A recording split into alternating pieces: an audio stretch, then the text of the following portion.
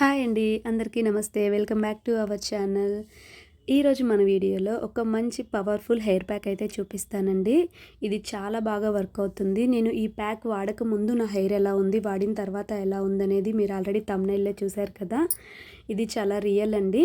నేను వాడాను. నాకు చాలా బాగా యూజ్ అవుతుంది. 3 ఇయర్స్‌లో నా హెయిర్ చాలా బాగా లెంతీగా వచ్చేసిందండి. మీకైతే చూపిస్తాను నేను ప్యాక్ ఎలా చేసుకోవాలో. వీడియో స్కిప్ చేయకుండా చివరి వరకు చూడండి. ముందుగా అయితే స్టవ్ వెలిగించాలండి. ఒక లోతుగా ఉన్న ఒక కడాయి అయితే పెట్టుకోవాలి.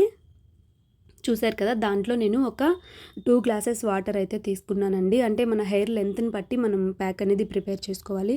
ఎక్కువ చేసుకున్నా పర్లేదు. ఇది నిల్వ ఉంటుందండి 10 డేస్ వరకు ఫ్రిడ్జ్‌లో. చూసారు కదా! ఒక 2 గ్లాసెస్ వాటర్ అయితే తీసుకున్నాను. దాంట్లో ముందుగా ఒక చిన్న బౌల్ నిండుగా ఫ్లాక్స్ సీడ్స్ అయితే తీసుకున్నానండి. అవిసె గింజలు అంటారు వీటిని. అలాగే అదే బౌల్ నిండుగా వాష్ చేసి పెట్టుకున్న రైస్ అండి. చూసారు కదా! బియ్యం. బాస్మతి రైస్ అయినా యూజ్ చేసుకోవచ్చండి.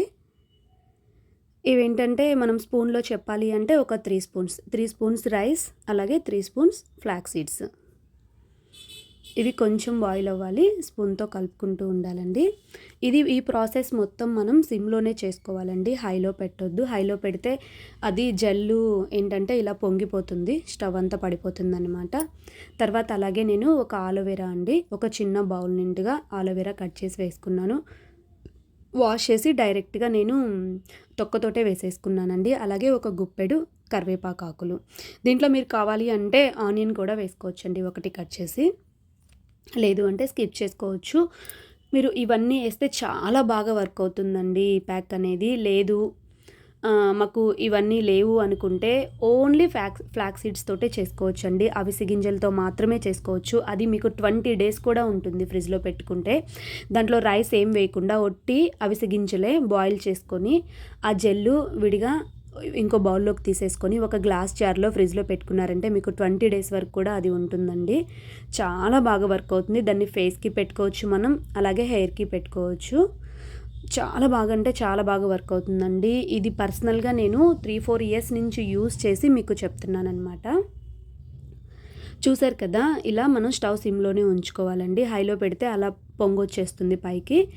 స్టవ్ సిమ్‌లో ఉంచుకొని మనం స్పూన్‌తో మంచిగా కలుపుకుంటూ ఉంటే ఏంటంటే అలోవెరాలో ఉండే జెల్లు, అలాగే అవిసె గింజల్లో ఉండే జెల్లు ఇవన్నీ మంచిగా వాటర్‌లోకైతే వచ్చేస్తుంది. మనకది మనం ఇలా ఫింగర్‌తో పట్టుకుంటే మనకి కొంచెం ఇట్లా బంకలాగా ఆ థిక్‌నెస్ అనేది తెలుస్తుంది కదా! అప్పుడు మనం స్టవ్ ఆఫ్ చేస్తే సరిపోతుందండి. చూసారు కదా! మనం ఈ ఇంగ్రీడియెంట్స్ ఇయన్నీ వేసాం కాబట్టి ఇప్పుడేంటంటే దీన్ని వడకట్టుకోవాలి మనం ఒక క్లాత్‌లో. అదే ఓన్లీ అవిసె గింజలయితే ఏంటంటే కొంచెం చల్లారిన తర్వాత మనం పక్కన పెట్టేసుకుంటే అవిసె గింజలు కిందకెళ్ళిపోతాయి. జెల్ పైనుంటుంది. మనం ఆ బౌల్‌ని ఇలా ఒంపేస్తే ఏమవుతుందంటే జెల్ అంతా సెపరేట్ అవుతుంది. ఇప్పుడు మనకి రైసు, కరివేపాకు, అలోవెరా ఇవన్నీ ఉన్నాయి కాబట్టి దీన్ని సెపరేట్‌గా మనం వడకట్టేసుకోవాలి. చూసారు కదా! ఇట్లా బంకలాగా వచ్చింది కదా! పాకంలాగా. ఇప్పుడు మనకి మంచిగా కన్సిస్టెన్సీ అనేది పర్ఫెక్ట్‌గా వచ్చినట్టండి జెల్లు చూసారు కదా! ఇప్పుడు దీన్ని మనం ఏదైనా ఒక క్లాత్ కానీ, లేదంటే మీ దగ్గర మనం టీ కాసుకుంటాం కదండీ! అలాంటివి పెద్ద సైజు ఉంటాయి కదా! జల్లెడ లాంటివి దాంట్లో అయినా వడకట్టేసుకోవచ్చు. నా దగ్గర చిన్నదే ఉంది సరిపోద్దు మనం ఇప్పుడు చేసుకున్న క్వాంటిటీకి. అందుకని నేను ఇలా ఒక పల్చటి స్కార్ఫ్ ఉంది నా దగ్గర. దాంట్లో నుంచి అయితే మంచిగా జెల్ బాగా దిగుతుందనమాట. అందుకని చెప్పి నేను దీంట్లో తీసుకున్నాను. ముందుగా ఒక బౌల్ తీసుకొని ఇలాంటి పల్చటి క్లాత్ ఆర్ చున్నీ లేదంటే నాప్కిన్ ఇట్లా ఏదైనా తీసుకొని దాన్ని చల్లారనివ్వాలండి క్లాత్‌లో అయితే. ఎందుకంటే చెయ్యి కాలుతుందనమాట. చూసారా పొగలొస్తుంది. ఇంకొంచెం చల్లారనివ్వాలి. నేను క్లాత్‌లోనే కొంచెం అట్లా వేసిన తర్వాత ఒక 10 మినిట్స్ తర్వాత కొంచెం చల్లారిన తర్వాత తీసేసుకున్నాననమాట. ఇలా చేసుకున్న ప్రాసెస్ ఏంటంటే మనం దీంట్లో రైస్ వేసుకున్నాం కాబట్టి ఎక్కువ రోజులు నిల్వ ఉండదండి. ఒక 3, 4 డేస్ అంతే. ఈరోజు పెట్టుకుంటే మళ్ళీ 2 డేస్ తర్వాత మళ్ళీ పెట్టుకోవచ్చు అంతే. లేదు అంటే ఎప్పటికప్పుడే చేసేసుకుంటే ఇంకా బావుంటుంది. ఇంకోటి మీరు ఇప్పుడు అలోవెరా దాంట్లో వేయకపోయినా విడిగా మీరు జెల్ తీసేసుకొని మిక్సీ పట్టేసుకొని కూడా మీరు దీంట్లో కలిపేసుకోవచ్చు. నేనైతే డైరెక్ట్‌గా దీంట్లో వేసేసుకున్నాననమాట. చూసారు కదా! అలా క్లాత్‌లో వేస్తే ఏంటంటే మనకి మంచిగా జెల్ అనేది కిందకొస్తుంది చూసారు కదా! బౌల్‌లోకి నీట్‌గా. నేను కొంచెం వేడిగా ఉంది. అందుకనే స్పూన్‌తో అట్లా తీసేసుకుంటున్నాననమాట. ఇలా అండి. మంచిగా చాలా బాగా వచ్చింది, చూసారు కదా, జల్లీగా వచ్చింది. ఇప్పుడు దీంట్లో మనం ఒక స్పూన్ కోకోనట్ ఆయిల్ అండి, లేదు అంటే ఆల్మండ్ ఆయిల్ కూడా తీసుకోవచ్చు. అలాగే ఒక 2 విటమిన్ క్యాప్సిల్స్ కూడా తీసుకున్నాను నేను. ఇప్పుడు నాకున్న లెంతీ హెయిర్కి నాకు ఈ బౌల్ నిండా జెల్ అయితే సరిపోతుందండి. ఇంకా చిన్న హెయిర్ ఉన్న వాళ్ళైతే ఇది 2 టైమ్స్ వాడుకోవచ్చు ఈ బౌల్లో జెల్లు. దీంట్లో మనం ఈ ఫేస్కి ఏంటంటే ఈ ఆలోవేరా, కరివేపాకు ఇవన్నీ వేసాం కదా. నార్మల్గా ఒట్టి జెల్ అయితే విటమిన్ ఈ క్యాప్సిల్ వేసుకొని మంచిగా ఫేస్కి కూడా పెట్టుకోవచ్చండి. చాలా గ్లాసీగా వస్తుంది స్కిన్. ఈ ఫ్లాక్స్ సీడ్స్ జెల్ అనేది మనకి హెయిర్కి, ఫేస్కి రెండిటికి యూజ్ అవుతుంది. ఎలాంటి కెమికల్స్ లేవు కదండి. ఇవన్నీ మనం న్యాచురల్గా వాడాము. చాలా బ్యూటిఫుల్గా 100% వర్క్ అవుతుందండి ఇది. ఒకసారి ట్రై చేసి చూడండి మీరు, ఒక 2 మంత్స్ అలాగా మీకు రిజల్ట్ తప్పకుండా కనిపిస్తుంది. హెయిర్ ఫాల్ తగ్గుతుంది. అలాగే నా హెయిర్ చాలా రఫ్గా ఉంటుందండి. హెయిర్ స్ట్రైట్ స్మూత్నెస్ వస్తుంది, హెయిర్లో ఫ్రిజ్జినెస్ అంతా పోతుంది. అలాగే డాండ్రఫ్ ఇట్లా ఏమన్నా ఉన్నా పోతుంది. చాలా మంచిదండి. అవిసె గింజలు అనేవి మనకి హెయిర్కి, బ్యూటీకే కాదు, తినడానికి కూడా చాలా మంచిదన్నమాట. అవి రోస్ట్ చేసుకొని తినొచ్చు.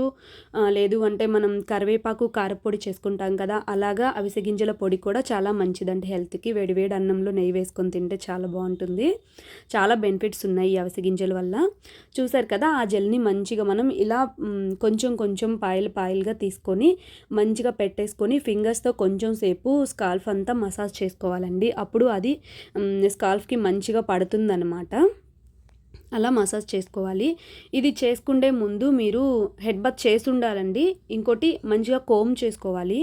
హెయిర్ మొత్తం కోమ్ చేసుకొని ఎక్కడ చిక్కు లేకుండా ఉంటే అప్పుడు పెట్టేసుకోవాలి. లేదంటే మనకి తర్వాత హెడ్ బాత్ చేసిన తర్వాత మనం మళ్ళీ కోమ్ చేసేటప్పుడు హెయిర్ ఫాల్ అవుతుందన్నమాట.